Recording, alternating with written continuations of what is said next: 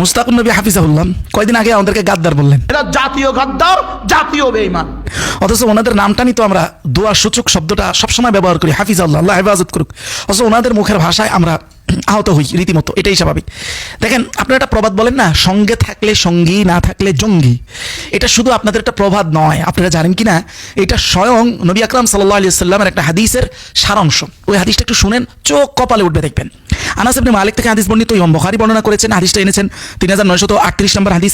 একই হাদিস মুসনাদে আহমদ এনেছেন 12057 নম্বর হাদিসের বর্ণনা। ইমাম নাসাই সুনানুল কুবরা এই হাদিসটা এনেছেন 8197। একই হাদিস ইবনে হিব্বান এনেছেন 7423 নম্বর হাদিসের বর্ণনা হিসেবে। এই হাদিসের মধ্যে একজন আব্দুল্লাহ বিন সালাম নামে একজন সাহাবী, আগে তিনি ইহুদি ছিলেন, ইহুদি থেকে উনি ইসলাম গ্রহণ করবেন। ওই সময় তিনি রাসূলুল্লাহকে একটা কথা বলেছিলেন চমৎকার, যে ইন্নাল ইয়াহুদ কওমুন বুহতুন, যে ইয়া রাসূলুল্লাহ, ইহুদিরা কিন্তু এমন একটা জাতি, চরমভাবে অন্যের ব্যাপারে তার সাথে যার মতের মিল নাই তাদেরকে চরম লেভেলে মিথ্যা অপবাদ দেওয়ার জাতি কিন্তু ইহুদি।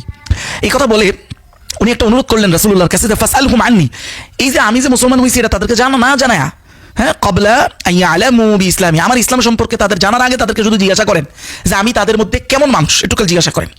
ফাজাত ইয়াহুদ, তখন ইহুদিরা যখন আসলো রাসূলুল্লাহ জিজ্ঞাসা করলেন, ফাকাল নবী সাল্লাল্লাহু আলাইহি ওয়াসাল্লাম, আইয়ু রাজুলিন আব্দুল্লাহ ইবনে সালাম ফিকুম, তোমাদের মধ্যে আব্দুল্লাহ বিন সালাম ব্যক্তিটা কেমন বলো তো। মানে ইহুদিদের ভাষাটা দেখেন, ইহুদিরা বলে ক্বালু খায়রুনা ওয়া ইবনু খায়রিনা, আরে সেটা উত্তম, উৎকৃষ্ট এবং উৎকৃষ্ট ছেলে, ভালোর ছেলে ভালো। এবং তারা আরো বললো ওয়া আফদালুনা ইবনু আফদালিনা, আমাদের মধ্যে সর্বোত্তম ব্যক্তি এবং উত্তম ব্যক্তির ছেলে। এবার রাসূলুল্লাহ যখন তাদেরকে বলল ক্বালু, রাসূলুল্লাহ বলেন আরাইতুম ইন আসলাম আব্দুল্লাহ, আচ্ছা তোমরা কি মনে করবে যদি সেই উত্তমের ঘরের উত্তম ব্যক্তিটা ইসলাম গ্রহণ করে ফেলে। ক্বালু, তারা সমস্যা সবাই বলে উঠল আযাহুল্লাহু মিন যালিক, আল্লাহ তাআলা হেফাজত করুক ইসলাম গ্রহণ থেকে। এই কথা পড়ার পরে ফাখারাজা ইলাইহিম আব্দুল্লাহ বিন সালাম তাদের সামনে আসলো। আয়েশা সুস্পষ্টভাবে তাদের সামনে আশহাদু আল্লা ইলাহা ইল্লাল্লাহ ওয়া আন্না মুহাম্মাদুর রাসূলুল্লাহ এই কালিমার সাক্ষী দিল। এই কালিমার সাক্ষী দেওয়ার পরে এবার তারা বলতেছে, দেখেন একটু আগে বলছে, একটু পরেই তারা বলতেছে শাররুনা ওয়া ইবনু শাররিনা, আরে ও তো ছিল একটা নিকৃষ্ট, আমাদের নিকৃষ্ট ছেলে নিকৃষ্ট। আপনি বাস্তবতা দেখেন, আপনি দেখেন আমাদের ভাইদের অবস্থা। ইনারা, আপনি যতদিন পর্যন্ত তার মতের বিপরীতে না যাবেন, আপনার নিয়ে কোনো আলোচনা নেই, আপনার নিয়ে কোনো কন্ট্রোভার্সি নাই, আপনি নিয়ে তেমন কিছুই নাই, মতের বিপরীতে যান, আপনার খারাপ না থাকলেও তারা নিজের মন মতো, অর্থাৎ তার অন্তর যেটা শান্তি পায় সেভাবেই বলবে। ইহুদিদের মতো, ইহুদিরা একটু আগে যে মানুষটা ভালো বলছে একটু পরে বলে তার চাইতে খারাপ কেউ নাই। এই হাদিসটা কেন আনছি, এর সামনে আরেকটা হাদিস আছে, ওই হাদিসটা শুনলে এর মর্মর্থটা পুরোপুরি বুঝে আসবে। আসেন আরেকটা হাদিস, এটা আবু সাঈদ খুদরি থেকে বর্ণিত, একাধিক মাজমুয়া ইবনে তাইমিয়াও এটা আনছেন, মাজমুয়া ফতোয়া ওনার 10 নম্বর খণ্ড 106 নম্বর পৃষ্ঠা। একইভাবে এই হাদিসটা ইমাম বুখারী আনছেন 7320 নম্বর হাদিস, মুসলিমও আনছেন সহিহ মুসলিমে 2669 নম্বর হাদিস। একইভাবে ইমাম আহমদ এই হাদিসটা বর্ণনা করেছেন 1168 নম্বর হাদিস হিসেবে। হাদিসের মধ্যে রাসূলুল্লাহ একটা ভবিষ্যৎবাণী করলেন, লা তাত্তাবিআন্না সুনানা মান কানা ক্বাবলাকুম, অচিরে একটা সময় আসবে তোমরা তোমাদের পূর্ববর্তীদের অনুসরণ করবে। কিরকম অনুসরণ? রাসূল বলে হাজওয়াল কুযযাতি বিল কুযযা, পায়ে পায়ে, মানে এক পা করে অনুসরণ করবে, পদাঙ্ক অনুসরণ করবে, একের পায়ে পায়ে। রাসূল এটা আরো দৃঢ়তার সাথে বোঝানোর জন্য উদাহরণ দিলেন যে হাত্তা লাউ দাখালু হুজরা দাব্বিন, ওই পূর্ববর্তীরা যদি কোনো গুই সাপের গুহার মধ্যেও ঢুকে থাকে তো তোমরা তাদের লা দাখালতুমু, তোমরাও সেখানে ঢুকবা তাদের অনুসরণীয় হয়ে। কারণ কাদের এই পূর্ববর্তী কারা? সাহাবায়ে কেরাম জিজ্ঞাসা করলেন ক্বালু আল ইয়াহুদ ওয়ান নাসারা, হে নবী আপনি সেই পূর্ববর্তী বলতে কি ইহুদি নাসারা বুঝাইতেছেন? রাসূল বলেন ক্বালা ফামান, আর কাকে বুঝাইতেছি? এই হাদিসটা দেখেন, আমাদের আলেমরা কি বুঝে, ওয়েস্টার্ন কালচার, মানে আজকের ইউরোপীয় যে কালচার, এই কালচারকে যদি আপনি গ্রহণ করেন তখন তারা শুধু মনে করে আপনি ইহুদি খ্রিস্টানের অনুসরণ করছেন। অথচ আজকের ইহুদি কালচারের সাথে গত সময় রাসূল যে পূর্ববর্তীদের কথা বলতেছেন তাদের সব কালচার কিন্তু হুবহু মিল নেই। অথচ হুবহু তাদের স্বভাব, মূল কালচার হলো স্বভাব, চেতনা, চিন্তার ধরন, সেই চিন্তার ধরন রাসূল যেভাবে বলতেছেন ওইভাবে আমরা আলেম ওলামারা অনুসরণ করতেছি তাকওয়া এবং দৃঢ়তার নাম দিয়া। আপনি চিন্তা করতে পারেন, শুধু আপনি যতক্ষণ না ওয়েস্টের পোশাক না পড়ছেন ততক্ষণ পর্যন্ত আর নাস্তিক না হয়ে যাইতেছেন, আলেমরা আপনাকে কিন্তু ওয়েস্টের ইহুদি খ্রিস্টানের অনুসরণকারী হিসেবে চিহ্নিত করবে না, কিন্তু তারা নিজেরাই ইহুদি খ্রিস্টানের অনুসরণকারী চেতনার দিক থেকে, যেটা রাসূল এত আগে ইঙ্গিত করে গেছেন। আপনি দেখেন এই যে ইহুদিরা এই স্বভাবভুক্ত হলো, কেন হলো? আর আমাদের মধ্যে এই স্বভাবটা কেন আসছে? মানে সঙ্গে বাহিরে গেলে আপনি যত ভালো মানুষই হন, একেবারে আল্লাহু আকবার আল্লাহু আকবার যেই হন, আপনি তাদের কাছে ঘৃণিত হবেন। এটা কেন? এই স্বভাবটা ইহুদিদের মধ্যে আসছিল কেন, আর সেই স্বভাব আমাদের মধ্যে আসছিল কেন? এই আসছে কেন? একই কারণে, ঠিক যেই কারণে ইহুদিদের মধ্যে স্বভাব ছিল ঠিক একই কারণে আমাদের মধ্যে সেই স্বভাব। সেটা অনেকগুলো আয়াতে আছে। আল্লাহ তাআলা সূরা জুমার 6 থেকে 7 নম্বর আয়াতে এই কথাটা বলেন, এখান থেকে পাওয়া যায় ইঙ্গিতটা। কুল ইয়া আইয়ুহাল্লাযীনা হাদু, হে নবী আপনি ইহুদিদেরকে বলেন যে ইন জানতু আন্নাকুম আউলিয়াউ লিল্লাহি মিন দুনিন নাস, তোমরা যদি মনে করো তোমরাই শুধু হক্কানি, তোমাদের বাইরে আর কেউ হক না, দেখেন শুধু তোমরাই আউলিয়া আল্লাহর বন্ধু, এটা যদি তোমরা মনে করো তাহলে মৃত্যু কামনা করো, মানে মৃত্যুর মাধ্যমে এটা প্রমাণ হয়ে যাক। যদি এতই কনফিডেন্স থাকে মৃত্যু কামনা করো, আল্লাহ মৃত্যু দিয়ে দেখ, আখেরাতে চলে আসো, অলিয়া উলিয়া, টেনশনে তো কিছু নাই। দেখেন এই যে আমাদের মধ্যে সেম কারণ, শুধু নিজেদেরকে একমাত্র হক্কানি মনে করে আর সবাইকে বাতিল মনে করে, এই সেম কারণে এই পক্ষপাত দুষ্ট, এই সেম স্বভাবের কারণে ইহুদিদের মধ্যে এই পরিস্থিতি ছিল যে অনুসরণটা আমাদের মধ্যে হুবহু অক্ষরে অক্ষরে আছে, যা রাসূল বলেছেন তোমাদের মধ্যে হবে, আসলেই হয়েছে। আপনি আমাদের মধ্যে দেখেন আহলে হাদিস ভাইরা, এরাদের কাছেও এরা ছাড়া সবাই খারাপ, সবাই কেউ সহির উপরে নাই। সুন্নি বেরেলভী যারা কথিত, এদের কাছে সত্যিকার অর্থ নবীর লোক এরা, এর বাহিরে সব হলো নবীর দুশমন।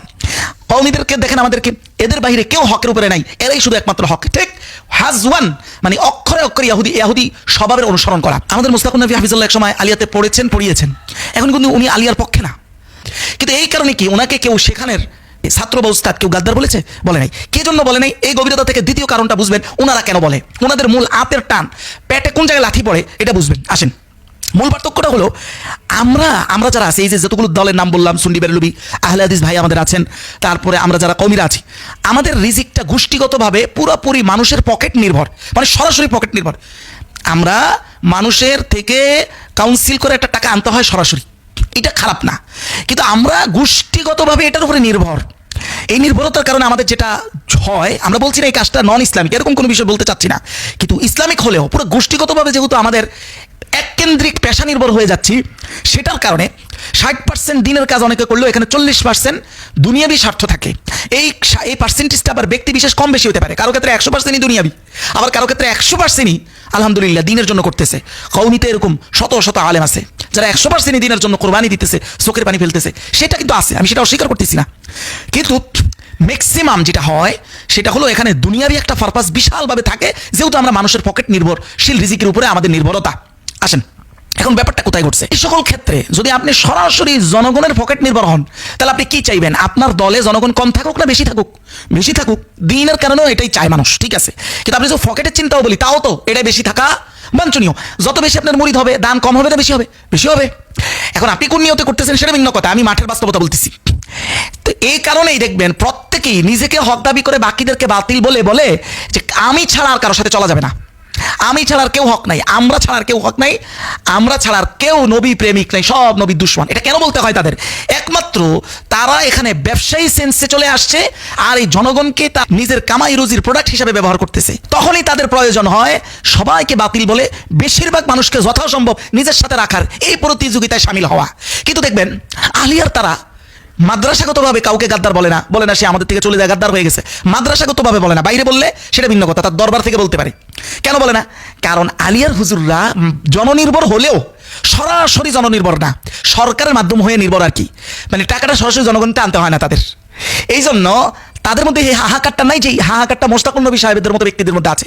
এখান থেকে একজন লোক সরে যাওয়া মানে যেন একটা কাস্টমার সরে গেছে। জামাত ইসলামের ব্যাপারটাও সেম। আপনি দেখবেন সবাইকে বাতিল বললেও জামাত ইসলাম একমাত্র দল যারা কাউকে বাতিল বলে না, কখনো এটা বলে না প্রকাশ্যে যে আমরাই একমাত্র হক। কেন বলে না? ওই সেম কারণ, একমাত্র এই দেশে বৃহত্তর ইসলামিক দল একটাই আছে, জামাত ইসলাম, যারা গোষ্ঠীগতভাবে ম্যাক্সিমাম তারা তাদের রিজিক নির্ভর করে বিভিন্ন পেশার উপরে, তারা দল করে আর্ন করে না, বরং আর্ন করে ওইটা দিয়ে দল করে। এই কারণেই যেহেতু তাদের সরাসরি জনগণের পকেট নির্ভরশীল রিজিক না, এজন্য তাদের কাউকে বাতিল প্রমাণ করে এই নোংরা খেলার মধ্যে তাদের ঢুকতে হয় না। এর অর্থ এই না কওমীরা যত জায়গায় বাতিল বলে শুরু থেকে ভুল, বিষয়টা তা না। যেমন হেজবুত তাওহীদ, তার ব্যাপারে তাদের বাতিল হওয়ার বিষয় তো শুধু কওমী না, বাংলাদেশের এমন কোনো সিঙ্গেল পরিচিত আলেম নাই যারা এই বিষয়ে একমত হয় নাই। এটা ভিন্ন। যেই বিষয়ে সত্যিই কোনো কিছু আছে সেই বিষয়ে জামায়াতেরও দ্বিমত থাকে না, সুন্নিদেরও দ্বিমত থাকে না, কওমীদেরও দ্বিমত থাকে না। তাহলে এখানে একটা মূলনীতি বুঝবেন আপনারা, কাদিয়ানীকে কাফের ঘোষণা করার জন্য পাকিস্তানেরা সবাই ঐক্য করছে, তার মানে ঐক্য করা সম্ভব। ইসলাম অনুযায়ী ঐক্য করা যদি না যায় যে হইতো, তাহলে তারা করছে কিভাবে? ঐক্য করার পরে কাজ সেরে যাওয়ার পর আবার তারা একে অপরকে বাতিল বলা শুরু করছে। তার মানে হলো সবাই ঐক্যবদ্ধ হয়ে যেটাকে বাতিল বলে, আপনি একজন সাধারণ মানুষ হিসেবে যদি নাও বুঝেন, ধরে নেবেন যে এটা সঠিক বাতিল। আর তারা নিজেদেরকে কামড়ি করে যে বাতিল বলে, এটা হচ্ছে শুধু পেটের দায়ে খেলে, এটার মধ্যে কোনো বাস্তবতা নাই। এটা দেখ সবাই বাতিল বলে দেখবেন, তাহলে সহিকে এটা কে সার্টিফিকেট দিবে? আসেন, মুস্তাকুন নবী হাফিজাহুল্লাহকে আমি একটা চ্যালেঞ্জ দিই। উনি আমার আত্মীয় হন, উনি খোঁজ দিলে জানবেন যে আমি ওনার কে। আত্মীয়তার সুবাদে ঘরোয়া বৈঠক ওনার সাথে আমার সম্ভব। আপনি যদি ব্যক্তি মুস্তাকুন নবী হাফিজাহুল্লাহ, আমি আপনার ছাত্রের যোগ্যও না, আমি এটা দাবি করলাম যে আমি আপনার ছাত্র যোগ্য না। আহমদ শরীফের সাথে এক রুমে বসে আপনি ব্যক্তি মোশতাকুন নবী হাফিজাহুল্লাহ দামাত বারাকাতুহু, আল্লাহ আপনার বরকত দীর্ঘস্থায়ী করুক, সাইদ আবুল মওদুদি মাসুমিয়াত মানেন না নবীদের, এটা প্রমাণ করে শুধু বের হইতে পারেন রুম থেকে। আলহামদুলিল্লাহ, আল্লাহর উপর ভরসা করে চ্যালেঞ্জ দিলাম। ভাই আপনি টের পাইবেন না, তা আমি টের পাবো যে গোলেমালে তাসাউফের বাহিরে পড়ালেখার যে বিশাল বাস্তবতার সাথে সম্পর্কই নাই। এনি টাইম হয় আপনার শ্বশুর বাড়িতে বসেন, শর্ত হলো শুধু আপনি আর আমি, এর মধ্যে কেউ আমাকে ডিস্টার্ব করবে না, অথবা আপনার কোনো অন্ধমরিদরা মব করতে আসবে না। আর নয়তো আপনি আমার জায়গায় আসেন, আমি আপনাকে নিরাপত্তা দিব, কেউ মব করবে না, আমার মুরিদ নাই। আগামী আলোচনায় দেখবেন ইনারা আমাদেরকে বছরের পর বছর কিভাবে ধোকা দিচ্ছে, এটা আগামীকালকার আলোচনায় আসবে ইনশাল্লাহ। কিভাবে মওদুদি বিদ্বেষকে কেন্দ্র করে এরা নিজেরা শিয়ার আকীদা গ্রহণ করছে এটাও জানে না, শুধু তাসাউফের লুঙ্গি দিয়া বাতাস করে।